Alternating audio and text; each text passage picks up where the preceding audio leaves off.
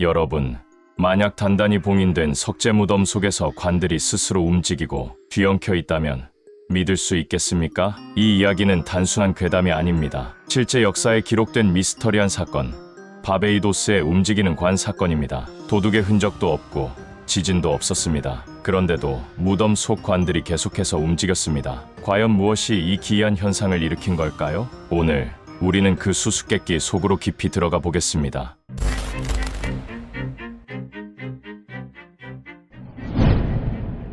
카리브해의 작은 섬 바베이도스. 이곳에는 17세기부터 사용된 오래된 가족 무덤이 있었습니다. 바로 체이스 가족의 무덤이죠. 1807년 이곳에 처음으로 어린 소녀 마리아 앤 체이스가 안치됩니다. 그녀는 심각한 병을 앓다 세상을 떠났죠. 그리고 이듬해 그녀의 언니 도커스는 아버지 체이스의 가혹한 식민 정책을 비판하기 위해 단식 투쟁을 벌였고 결국 굶어서 죽게 됩니다. 가족의 연이은 죽음에 그들의 관을 가족 납골 땅에 안치하게 됩니다. 당시 이 무덤은 철저히 봉인되었고 누구도 무단으로 출입할 수 없었습니다. 하지만 1812년 가장인 토마스 체이스가 사망하면서 이상한 일이 시작됩니다. 그의 무거운 납관을 들여놓기 위해 무덤을 열었을 때 사람들은 경악했습니다. 이전에 안치되었던 메리앤과 도로시의 관이 원래 자리에서 벗어나 마구 흩어져 있었던 것입니다. 처음에는 관리들도 조금 이상하게 생각할 뿐 단지 체이스 집안과 척을 진 누군가가 관을 이렇게 흐트러놨을 것이라 생각했습니다. 비좁은 묘당은 관들을 겹쳐놓을 수밖에 없었고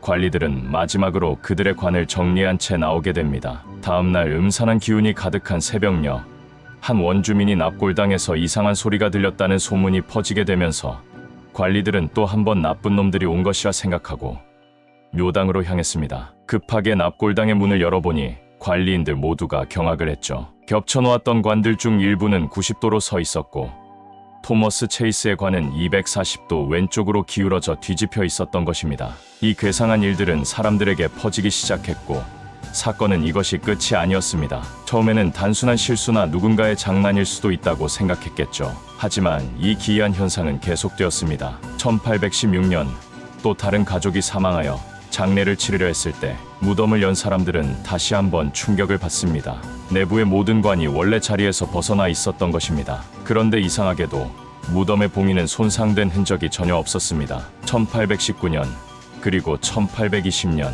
매번 무덤을 열 때마다 관들은 마치 보이지 않는 손에 의해 뒤엉켜 있었습니다. 결국 바베이도스의 총독 스테이플턴 코튼이 직접 조사에 나섰습니다. 처음에는 그도 단순히 원주민 노예들이나 체이스 가문과 척을 진 또 다른 사람들이 납골 땅을 의도적으로 헤집어 놓는다고 생각하며 분노했습니다. 반드시 범인을 잡겠다는 생각에 그는 무덤 바닥에 미세한 모래를 깔아놓고 다시 철저히 봉인했습니다.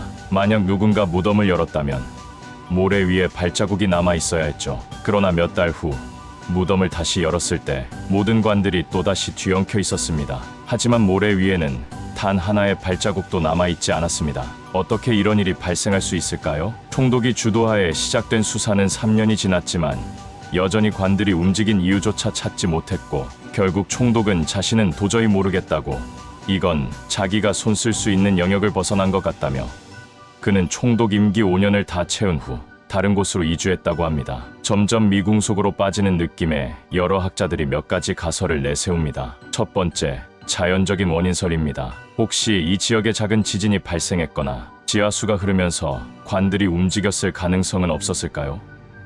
만약 자연적인 원인으로 인해 관이 움직였다면 체이스 가족의 무덤뿐만 아니라 다른 무덤도 움직이지 않았을까요? 바로 조사에 착수하여 다른 무덤도 확인 작업에 들어갔습니다. 하지만 조사 결과 체이스 가족의 무덤 외에는 같은 현상이 일어난 곳이 없었죠. 두 번째, 내부 가스 폭발설입니다. 오래된 무덤에서는 메탄가스가 발생할 수 있습니다. 하지만 가스가 폭발했다고 해서 무거운 납관들이 뒤집힐 정도의 충격을 만들어낼 수 있을까요? 더군다나 무덤의 벽과 봉인은 멀쩡했다고 하죠. 일반적인 가스 폭발은 매우 강력한 힘을 발산하지만 밀폐된 무덤 내부에서 가스를 점화할 만한 자연적인 조건임 불꽃이나 열원 등이 있을 가능성은 희박합니다. 또한 관을 움직일 만큼의 폭발이 있었다면 지역 주민 중 한 사람이라도 그 소리를 듣지 않았을까요? 세 번째, 체이스의 저주. 토마스 체이스는 당시 바베이도스에서 악명 높은 인물이었습니다. 그는 가족뿐만 아니라 노예들에게도 가혹하게 대했다고 전해지죠. 특히 그의 폭력적인 성향 때문에 많은 사람들이 그를 두려워했습니다. 지역 주민들은 그가 잔혹한 행위를 일삼았기 때문에 사후에도 편히 쉬지 못하고 무덤에서 불길한 일이 일어난 것이라고 믿었습니다. 정말로 토마스 체이스가 생전에 저지른 악행이 무덤을 저주받게 만들었을까요? 혹은 생전 토마스 체이스가 가족을 괴롭히고 학대했던 만큼 그 가족들의 증오가 너무 커서 일어난 일은 아닐까요? 이 주장의 몇몇 사람들은 토마스 체이스가 가족에게 모질게 굴었으면서 왜 가족 납골당을 만들었던 것인지 의문을 가진 사람들도 있었다고 합니다. 그가 죽은 이후부터 기이한 일이 시작되었다는 점에서 많은 사람들은 그의 영혼이 무덤에서 불안을 일으키고 있다고 생각했습니다. 네 번째, 장난이나 범죄 가능성입니다. 누군가 밤중에 몰래 들어와 관을 움직였을 가능성도 있습니다. 하지만 문제는 무덤을 여는데 몇 명의 장정이 필요할 정도로 무겁고 단단한 석판이 있었다는 점이죠. 무덤을 열려면 몇 명의 사람이 힘을 합쳐야 했고 이를 다시 원래대로 복구하는 것도 쉬운 일이 아니었습니다. 게다가 총독이 깔아둔 모래에는 단 하나의 흔적도 남아있지 않았습니다. 누군가 침입했다면 필연적으로 발자국이나 손상된 흔적이 남았어야 하지만 무덤은 완벽한 봉인을 유지한 채 내부의 관들만 흐트러져 있었습니다. 이는 단순한 침입으로 설명하기 어려운 점이었습니다. 여러 가지로 설명이 안 되는 이상한 현상으로 인해 일부 음모론자들은 오히려 토머스 체이스의 소행일 수 있다고 주장했습니다. 1800년대만 해도 각 지역에서는 또 다른 소문으로 한 차례 시끄러웠죠. 그 소문의 주제는 바로 뱀파이어였습니다. 음모론자는 외부의 침입도 없는 지하 납골당에서 일을 벌일 수 있는 사람은 토머스 체이스뿐이고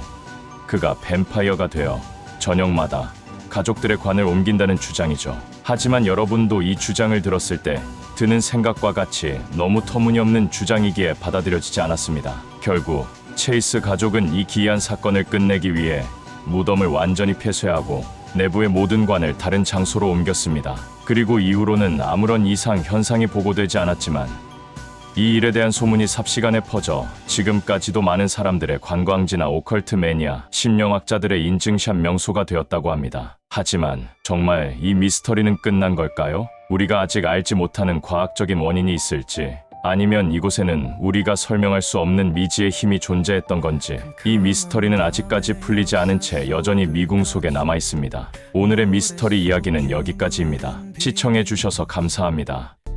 고대 피라미드 심장 속 빛들 미라의 속삭임 들려오는 귓바퀴 미스터리가